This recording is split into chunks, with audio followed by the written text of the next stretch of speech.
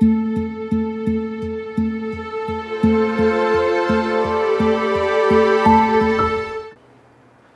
се обърна сега с няколко въпроса към един от водещите преподаватели в магистърската програма по гражданско образование, с молба да ни каже нещо повече за същината на тази програма. Представете се накратко.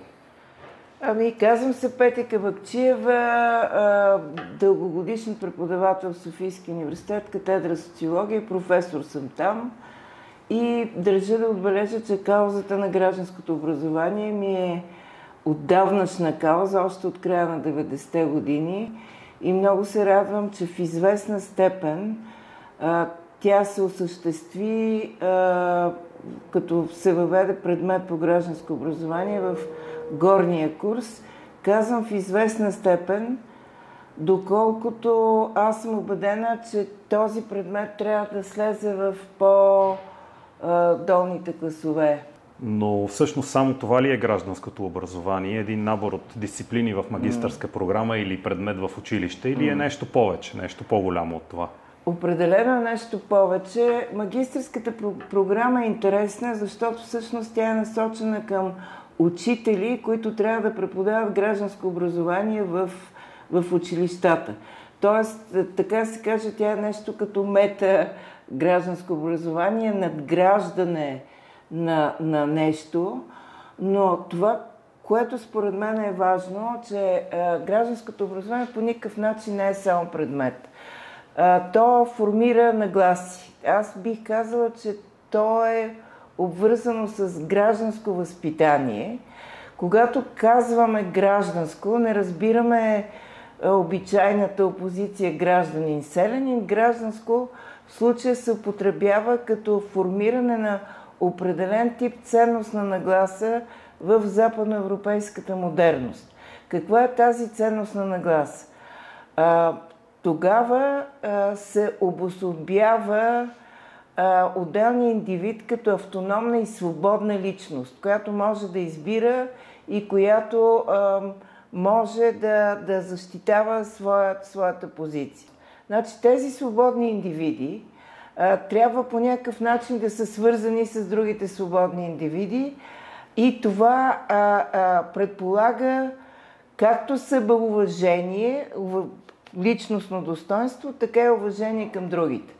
Така че изключително важно и това е ключово нещо в гражданското възпитание, човек да се отнася към другите така, както би се отнасял към себе си. Класически Кантов императив. Всичкото това се организира в една социалност през определен тип правила. Обикновено това са закони, сега клишето е върховенство на закона, но това е изключително важно, защото тази социалност, която се формира на базата на обществен договор, обикновено се нарича, предполага спазването на този тип правила. Добре, благодаря за този отговор. Беше интересно за мен да чуя за същината на гражданското образование извън разписаната програма в магистърската степен, но все пак хората, които отиват в университета, мислят и за това какво получавам аз, когато се запиша в тази магистратура. Човек отнася знанията и уменията, които получава в едно висше училище и към света, в който живее. Какво може да даде гражданското образование на човек в години като нашите, които минават под знака на голяма война, стопанска криза и несигурно бъдеще, в което изглежда интелигентните машини ще променят и доминират пазара на труда и обществото като цяло? Благодаря за този въпрос. Значи аз пак ще се върна и ще продължа това, с което започнах. Казах, че гражданското образование, възпитание, преди всичко формиране на светоглед и на определен тип отношение към света. То трябва да формира култура на диалога. То, когато казвам, човек трябва да уважава себе си и да уважава другите, това предполага, че той трябва да се вслушва в другите, трябва да ги чува. Тоест трябва да формира култура на диалога, която бих казала, че е изключително дефицитна в нашето общество. Гражданското образование е критическо по същността си. То не е идеология, не е религия, т.е. не е безвъпросна вяра в нещо. То винаги би следвало да подхожда и със съмнение и с любопитство към случващото се към света и да не приема безусловно това, което се случва.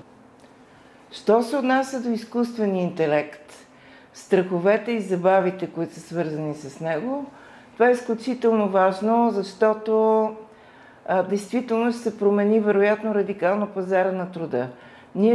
Нашите деца ще живеят и внуци в един непредсказуем свят. Това означава, че те трябва да имат компетенциите да се справят в този свят. Какви трябва да бъдат те? Те трябва да са свързани с бърза реакция, критическо мислене, въображение. Нещо, което отново би следвало не просто гражданското образование и възпитание да ги научи, да възпита, а цялата ни образователна система трябва да се пренастрои така, че да дава някакви фундаментални знания, разбира се, подчертавам фундаментални, а не ориентирани към пазара на труда, както сега е много модерно да се говори, защото този пазар днеска е един, утре е друг. Тук е локален, глобалният пазар изисква нещо друго, а живеем в глобален свят. Така че трябва да се ориентира към, така да се каже, базовите основи на знанието, т.е. към фундаменталните дисциплини и същевременно да набляга на рефлексията, на критическото отношение, на въображението, когато и децата, и студентите са в училище или в университета, защото бъдещето ще изисква много по-гъвкава ориентация в света, много по-бърза реакция, много по-бързо научаване на неща, които ние не можем дори да си въобразим сега какви ще бъдат. Друго нещо, което е много важно, това е само по себе си отделна тема, която си струва да бъде дискутирана.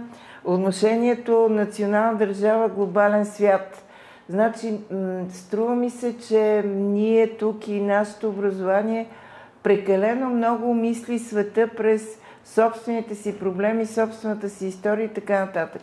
Живеем в глобален свят. Гражданското образование, освен всичко друго, трябва да формира и отношение към глобалните проблеми на света, което е ключово важно, както казвате и вие, за бъдещия пазар на труда и за изкуствения интелект и така нататък.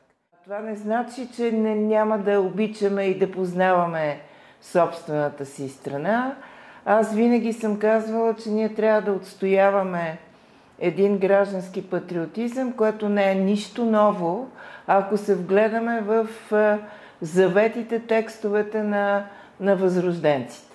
Значи ето историята, любим период в училище е възраждането, българското национално възраждане.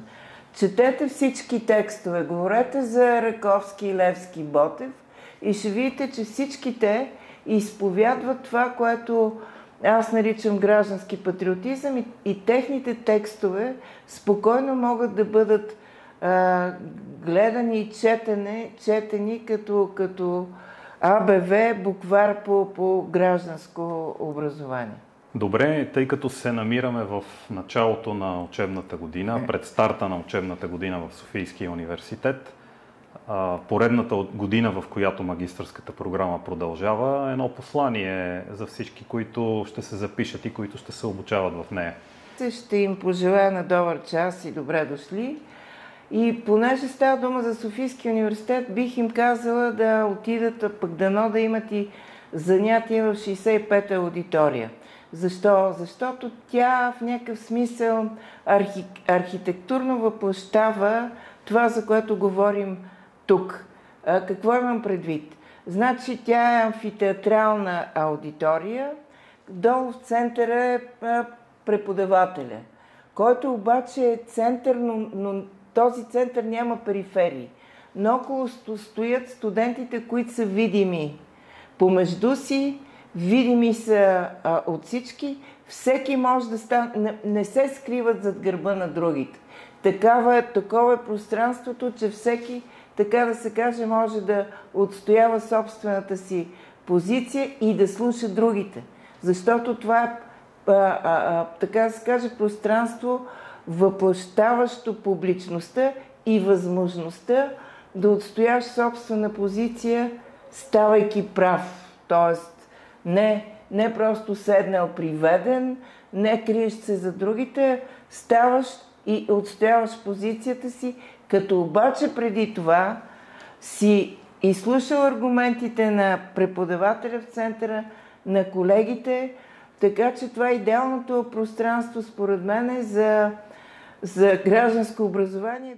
Бих пожелала на добър час и да изпитат удоволствието от дебатите между равни. Благодаря. И аз благодаря.